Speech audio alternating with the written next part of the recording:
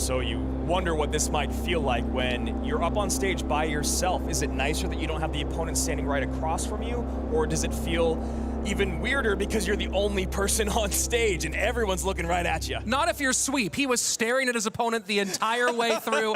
I would not want to play that guy in anything, but now Lucas gets to focus just on the game here. And you see the look on Aslan's face. He has had that look on his face every single time I've watched him play. Yeah, I was going to say the same thing. He's always got that half smile going, even when he loses, which I find incredibly impressive. So slow start here. E-Spirits on both sides. That's a little EQ cycle to open things up. Ghost in the back from Aslan. Lucas did have his breakout performance in Clash Royale in 2018 with a first place finish at MGL Worlds, part of Team Brazil. Followed that up in 2019 with a Moreno Cup championship, and of course after that, top 4 in the world with Pain Gaming in CRL 2020. He has quite the extensive resume. He's already won almost $100,000 in his career. And it looks like he might be coming out with RG here in game number 1. It was his most popular win condition, but he only had a 52% win rate with it, which is a bit surprising.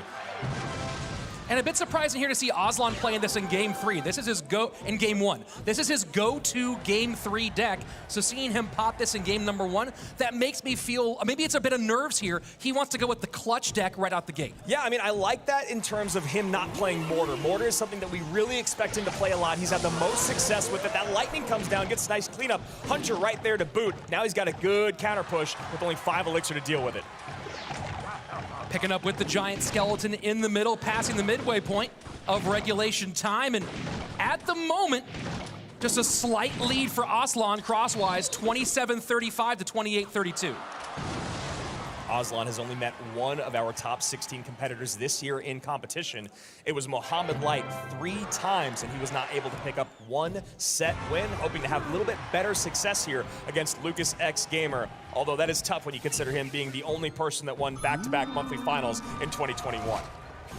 And Hunter does come out. Normally Aslan does play RG Hunter variations, the 8th card on the board for him right now. It's a bit of a bridge fight.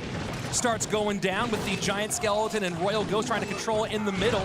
And Fishboy pulls. We should get one shot from the RG. No, it does not get that shot off. And now with 30 seconds left in regulation time, we have the Queen on the board, but no pressure on the opposite side. Lucas has leaked almost 7 Elixir already. Hunter right in the face of that Royal Giant. Of course, the Giant Skeleton to body block it.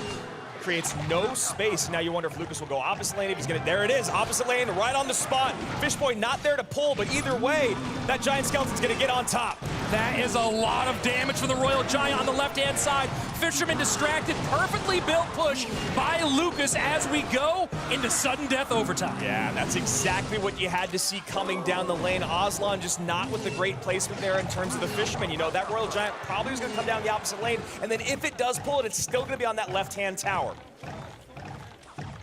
And a little slowing down here in the middle, not from Aslan though. He pushes up, and now that Archer Queen, notice playing the Archer Queen high, trying not to give Aslan a lot of time to make decisions about lightning value for the Archer Queen. Instead, it's the lightning on the left-hand side, and that Royal Giant, 3 shots, going for a fourth shot. 1391 on the left-hand tower, just like that, Aslan's back in the lead. And you see Lucas kind of hunch over, try to zero in. That is not the defense that he wanted. It honestly looks like he doesn't know exactly how that just happened. Not having enough Elixir to deal with it. E-Spirit doesn't really get a lot of value. So many shots raining down. That Archer Queen walking away the opposite direction. Yes, you give less lightning value for all those different shots, but in the same way, not enough DPS there to stop the damage. This goes back to that conversation earlier about that range DPS unit with the AQ. If she's out of cycle or on the wrong side of the board, you need that DPS. Talking about DPS, shots in again on that left-hand side, but this is a big counter push for against Aslan. Yeah, you heard the crowd on that one. Fishboy does not pull off in no man's land. Lightning down, Hunter trying to help. This is all bad. 2 shots come in, 402 remains. Lucas is in trouble. He goes aggressive Royal Giant at the bridge. Fishboy to catch! Fishboy to catch! That should do it! Royal Giant gets 1. Royal Giant gets another! That's it! 40 HP remains, he just needs a log! He just needs the log! Fisherman down, Queen down, trying to cycle. There it is! Down. There it is! Lucas wins game number 1 by 85 HP! What a play! incident in time. That was the only thing he could do to save that game, and dang it, he did it.